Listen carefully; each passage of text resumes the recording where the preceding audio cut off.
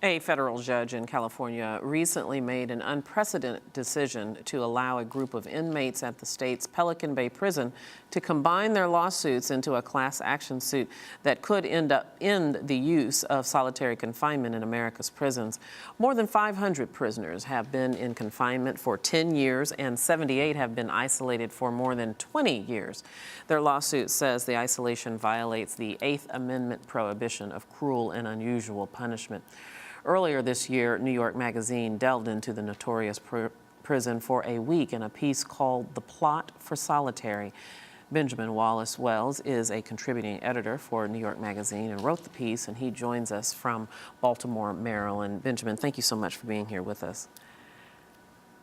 Sure, my pleasure. I can't imagine what this experience was like as you did all these interviews with the inmates there on Pelican Bay. First of all, just give me some general swipes, if you will, strokes of what your impression of the prison and the inmates that you spoke to. Sure. I mean, the environment that the prisoners are kept in is pretty singularly brutal. They're in a small cell, 8 by 11 feet, by themselves, 23 hours a day. For the other hour a day, they go to another concrete enclosed exercise room where they're also by themselves. Their meals are fed through a slot. Whenever they have to leave the cell, they're shackled. They only can communicate with 7 other prisoners on their pod by shouting. The prisoners themselves are fascinating. I was there to write about a massive hunger strike, which amazingly was launched by prisoners in these conditions. Grew to involve 29,000 prisoners around the California system, lasted for 2 months.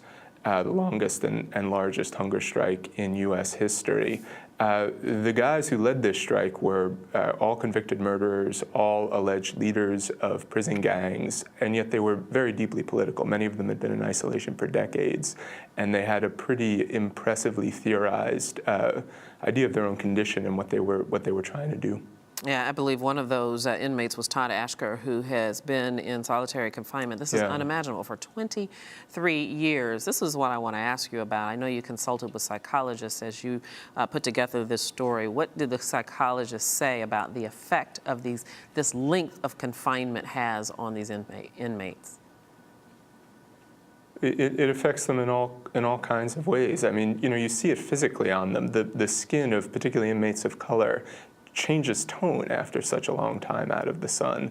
But psychologically, the effects are vast and in many cases very pernicious.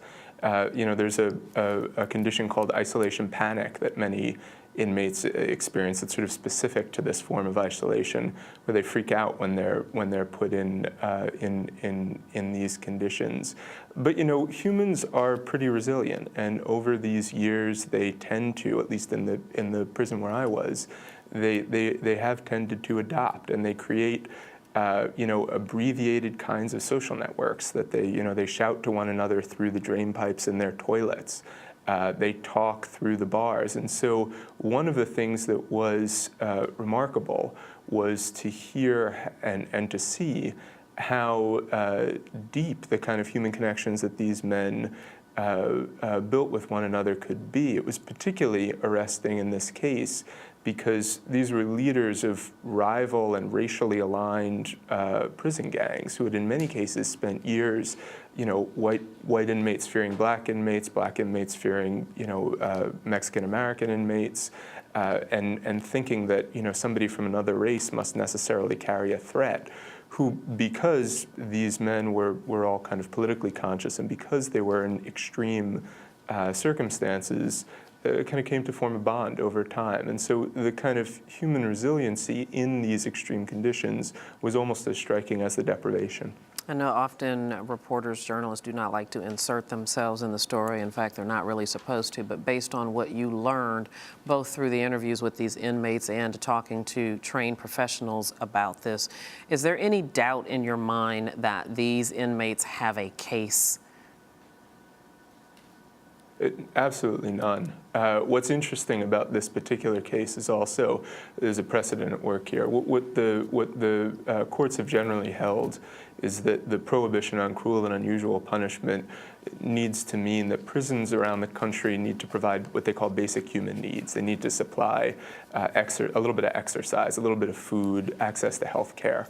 What the plaintiffs are arguing in this case is that social interaction, the ability to interact on a real full level with other human beings, is itself a basic human need. And so that's why the potential for changing the way we see solitary around the country in this particular case is so great. It's because this case, the way the plaintiffs have structured it, gets at the essence of solitary confinement. Yeah, just absolutely incredible. Benjamin Wallace-Wells, thank you so much for joining us. I do appreciate it. Sure, I appreciate your interest. Mm-hmm.